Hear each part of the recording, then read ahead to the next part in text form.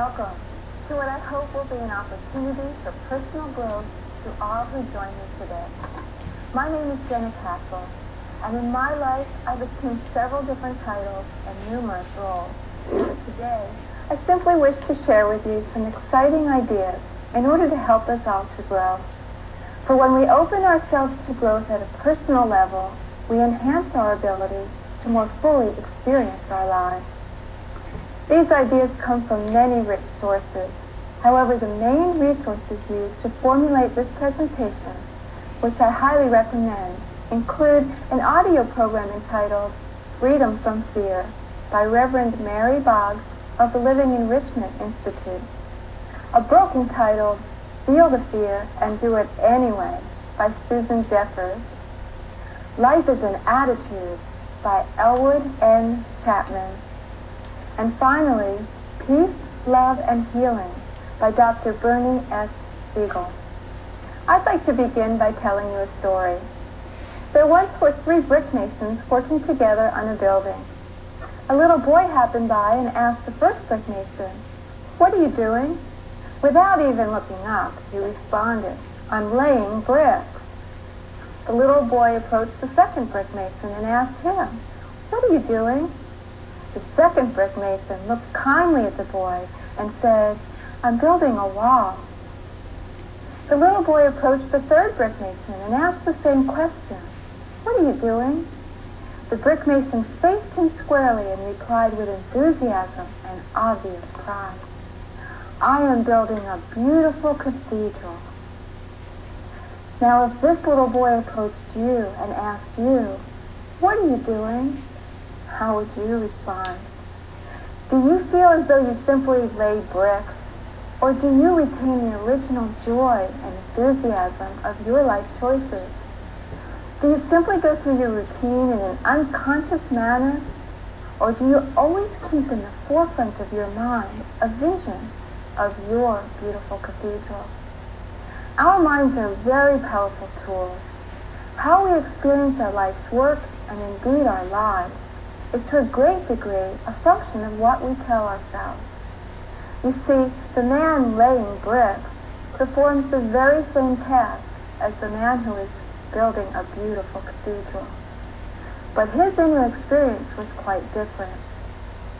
We do have the power to affect our own perspective and therefore our internal experience of external events.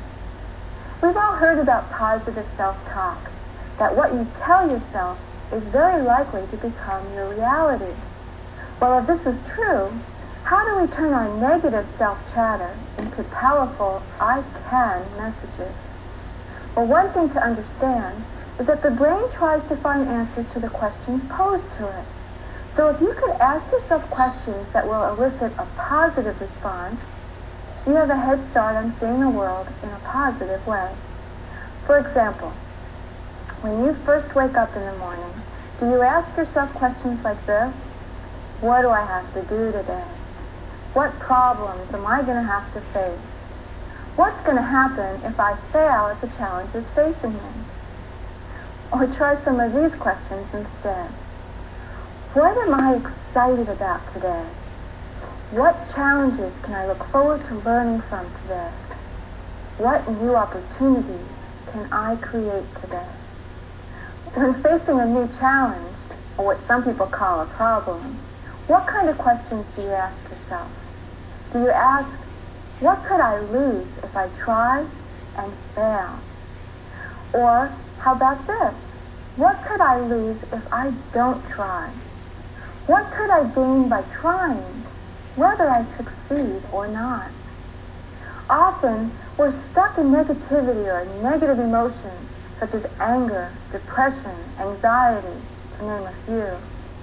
It's important to recognize that these negative emotions that we're experiencing are actually based in fear. Fear of failure, fear of being hurt, fear of being humiliated, fear of not having enough money, fear of being alone. I'm sure you could add to the list. For example, if you get angry because someone cut you off when you're driving, the first thing that actually occurred was that you experienced a fear of having a collision. The anger was actually based in fear, as most negative emotions are. Fear is the biggest inhibitor of us acting upon our dreams and living our lives fully. We hold back from participating in life fully because we are afraid. We're afraid to speak our truth, we're afraid to show up in the world as we are, and we're holding back in some way because of our fears. Well, sad to say, it's not possible to do away with fear completely. Every person on this planet experiences fear. We all have fear in our lives. Think about it. Where is fear controlling you right now? We all have fear in our lives. Even the people who are very successful and self-confident, who are out there making their dreams a reality, experience fear. Therefore, fear is not the problem. What we do with the fear is what determines how we live our lives. Although we can't eliminate fear, we can view it differently and deal with it in healthy and productive ways. You see, we each have places, events, situations with which